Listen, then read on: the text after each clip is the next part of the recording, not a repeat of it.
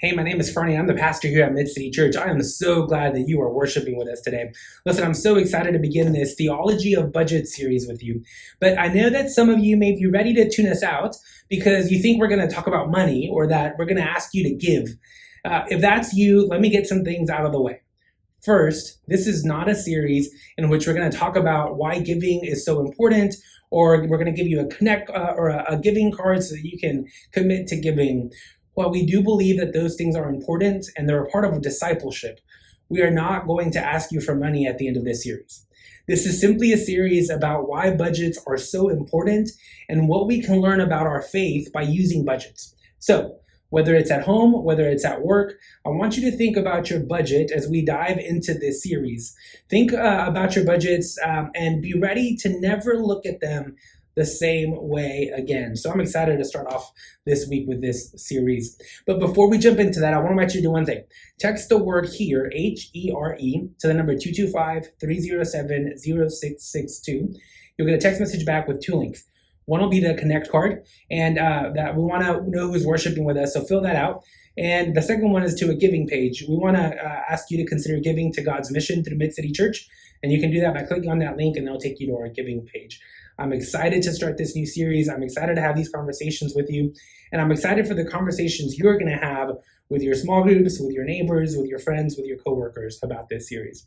So as we get ready, you get ready, because worship begins now.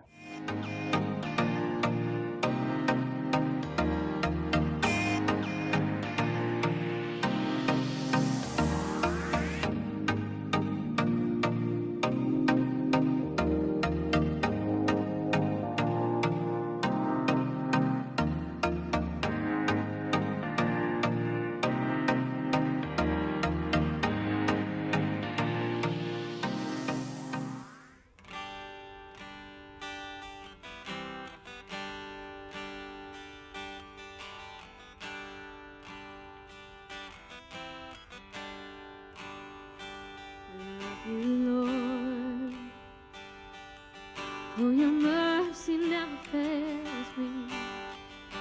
All my days I've been held in your hands. From the moment that I wake up until I lay my head, I will sing of the goodness of God. All my life you have been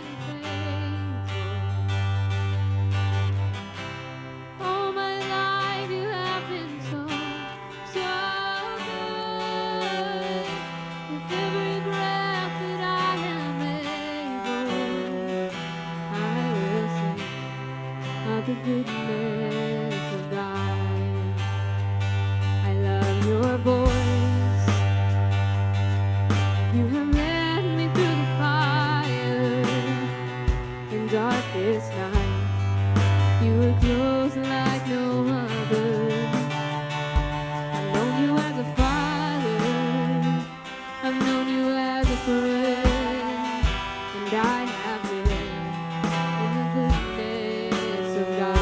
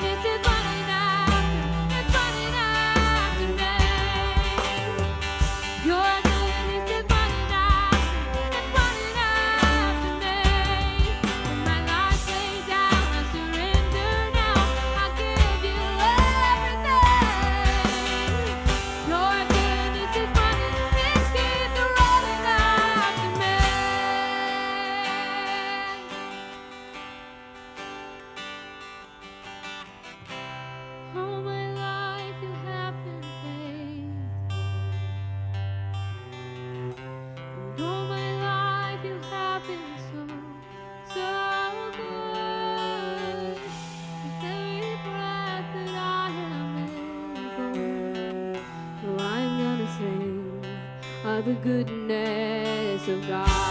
I'm gonna say, all my life you have been faithful, and all my life you have been so, so good. With every breath that I am able, oh, I'm gonna sing of the goodness of God. Oh, I'm gonna sing of the goodness of God. I'm gonna sing of the goodness of God.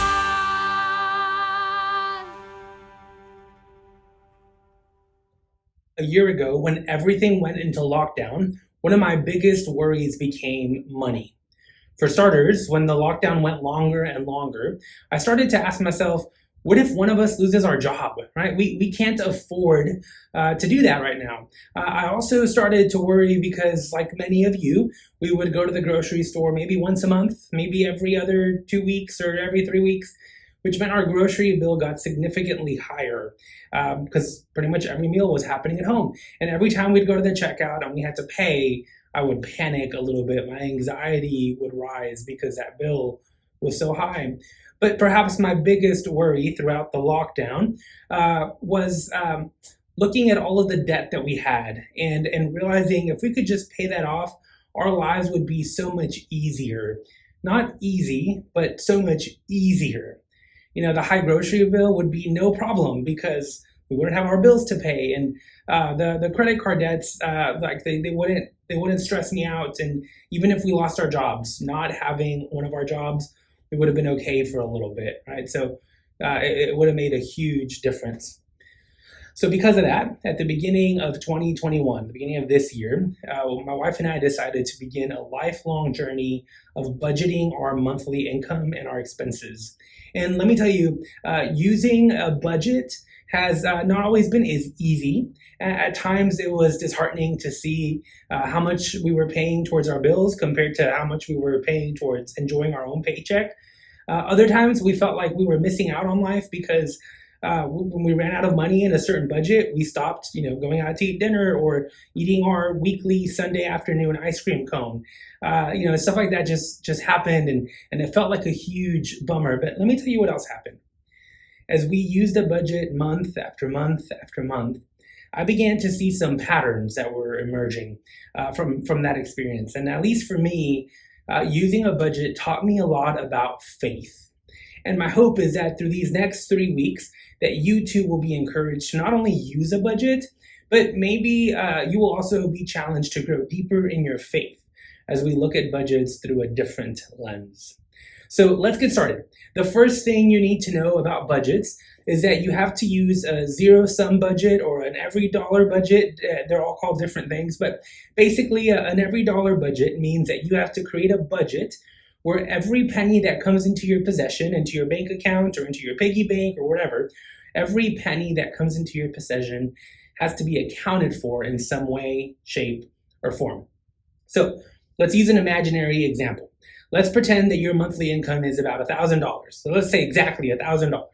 Well, you have to make sure that every one of those dollars out of those $1,000 is accounted for. So let's pretend that the first thing you start off with is giving 10% to your church or a local nonprofit. So that's $100 right there. So then let's look at you have a mortgage or rent of $500. So you allot that money, you budget that money to go to your rent. Then let's say you decide to pay your bills for $100, and you need to use another $100 for groceries and another $100 for going out. So that's about $900, which means you have $100 left, and you allot those $100 to go into your savings, right? So every dollar out of those 1,000 is accounted for. So if you do this right, there's 3 things you need to understand. So first, the whole point of budgeting these amounts is that you make every effort to not go over on these budgets, right? On each one of these categories. So if you say, I'm going to spend $100 on groceries, you spend $100 on groceries this month, right? And if you can do that, then you begin to see a difference in the way your spending habits are and in how you think about your money. The second thing you need to understand is that you don't spend all of your money when you use a budget, right? Theoretically, in the example we talked about, you only spent 900 out of the 1,000. 100 of that went into savings, right? So making a budget is not about spending all of your money. It's about having a plan for every single dollar that comes into your possession. Third, at the end, if you have a negative amount of money in a budget, right? So if you allotted $100 for grocery and you spent $200, then you need to make up those $100 somewhere else, right? Something's got to give in order for you to allot for every dollar and not pretend like you have more money than you actually have, right? So if you don't use a budget, I want to challenge you to begin to use an every dollar budget. Really use any budget, but this is the kind of budget that I recommend. And again, at the beginning of each month, let's just go through this really quick. You write down your projected income. You plan to give 10% to the church or a nonprofit. You deduct all of your expected and potential expenses, and then you figure out what you're left with, and you decide whether to put that into savings or retirement or whatever it is that you decide to do with that. Now look, I need you to hear me before you get started with a budget. This will not be easy, at least not at first.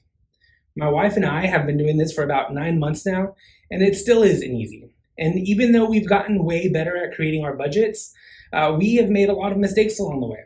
I remember 2 weeks after we made our very first budget, we had already gone over on our eating out budget, right? So for the rest of the month, we had to eat at home, and we had to make meals at home and eat the same thing multiple days a week because we didn't budget correctly. There was another month when we thought we had money in our budget to buy new clothes. But when we looked closer at our budget, we realized that we had spent too much on vacation. So we had to cut back in other budgets, right? Doing budgets, especially doing budgets for the very first time, is not easy. But let me tell you what I've learned as I've gotten better at using budgets. You are going to mess up. You're probably not going to get it right, at least not the first time, probably ever. I think my wife and I are yet to have a perfect budget where we spend exactly what we plan to spend in our budget, right? And that's okay. When you make a mistake on your budget, you simply have to do 4 things. You have to acknowledge your mistakes. You have to fix what you can. You have to learn from what you can't, and then try better next month. That's all you do, right? You do the best you can, and then you acknowledge your mistakes. You fix what you can fix. You learn from what you can't fix, and then you just try better next time. Now, here's the thing. Maybe this isn't true just of budgets. I want you to think about that. Maybe these 4 things aren't just true about budgets. Maybe that's what God says to you and I when we mess up. Maybe when we don't get things right, when we make mistakes, maybe God looks at you and I and says, okay, acknowledge your mistakes, fix what you can, learn from what you can't, and then try better next time. See, I'm convinced that God does not expect perfection from me. It'd be nice, and in the United Methodist Church, we believe in striving for Christian perfection, and John Wesley, the founder of Methodism, would say we can attain that. But the reality is that we fall short every single day, right? But despite falling short every single day, we have to strive for perfection, because when we strive for it and fall short of it, we can look at our lives, we can acknowledge our lives and say, okay, I messed up. Let's acknowledge my mistakes. Let me fix what I can. Let me learn from what I can't. And let me do better next time. And the only way we can assess that is if we're striving for something, which in this case is perfection. Now look, we know what striving for perfection looks like in a budget, right? It's to guess exactly how much you're going to spend in every category. And like we said, it's nearly impossible to do that, right? To get it right down to the very penny. But what does perfection look like in our everyday lives? What does it look like to strive for perfection in real life? Well, for some, striving for perfection means that we seek to love God with all our heart, all our mind, and all of our soul. Others would argue that living out the fruit of the Spirit that Paul talks about in Galatians chapter 5 is striving for perfection, right? So people argue that perfection means living out of love and joy and peace and kindness and goodness and faithfulness and gentleness and self-control. Others would argue that striving for perfection is to avoid the 7 deadly sins at all costs, right? Let me give you my example, my definition of striving for perfection. For me, Striving for perfection means that we strive to live the way of Jesus. It means to respond to the world just as Jesus would respond to the world. Now, let's have a moment of honesty. Based on all of these definitions, the reality is that just as we won't always get our budgets right, we won't always strive for perfection. I mean, we might strive for it, but we won't live up to those standards, right? We're not perfect. We get angry. We get disappointed. We lose patience. We sin. We don't always respond the way Jesus responds to this world, which means that we're going to fall short of it. And if that's the case, then we're left with one of two options.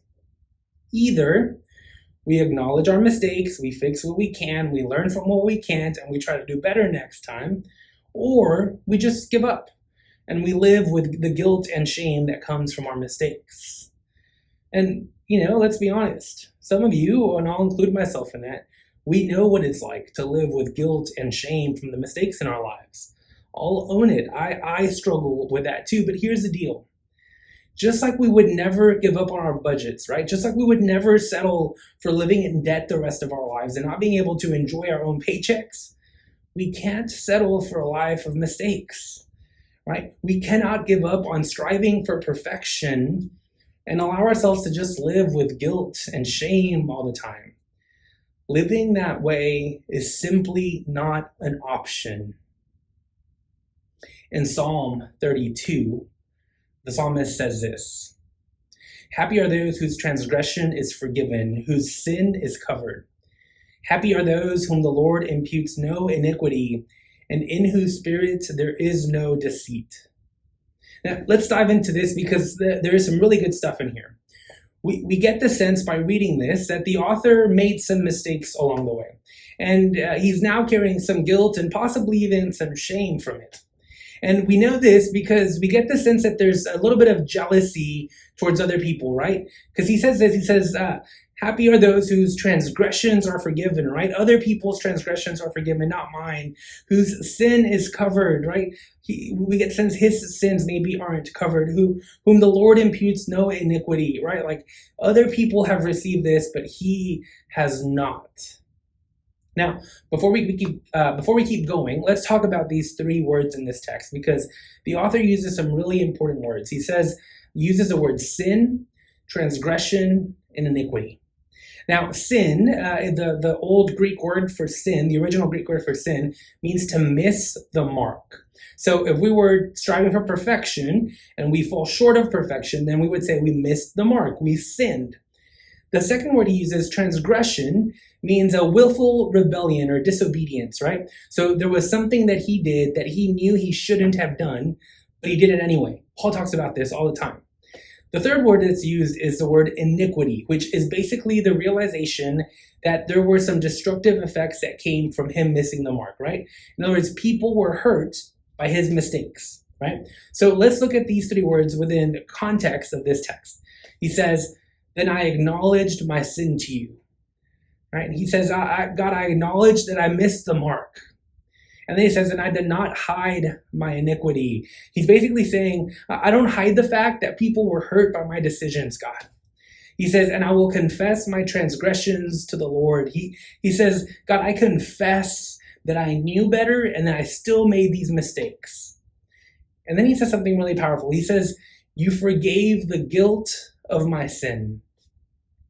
In other words, he says God not only forgave him for his mistakes, God took away any guilt and shame he was carrying because of those mistakes.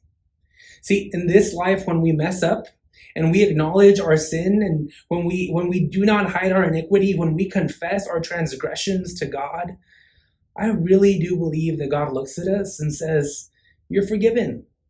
Now fix what you can, learn from what you can't, and strive to do better next time."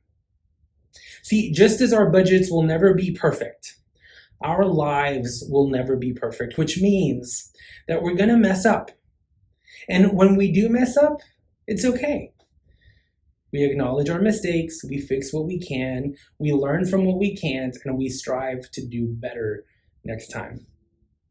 And I'm convinced that eventually, both in life and in our budgets, it will become a lot easier to do better every single day. Will you pray with me? Gracious and loving God, I give you thanks that you're a God who offers forgiveness. So God, when we don't get things right, you look at us and you tell us to just learn from them and to grow from them and to seek to do better next time.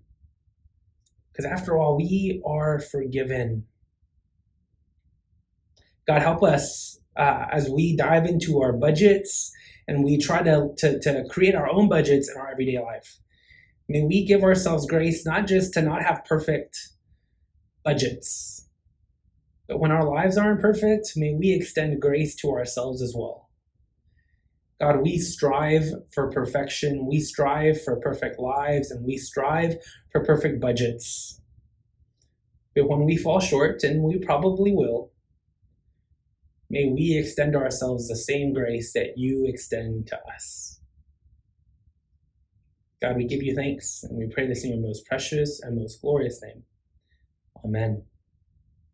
I want to thank you for joining us. I hope that you will enjoy this 3-week series on the theology of budgets. And so if you want to go a little bit deeper into this first week of offering ourselves forgiveness when our budgets aren't perfect, then I want you to text the word GROW, GROW, to the number 225-307-0662.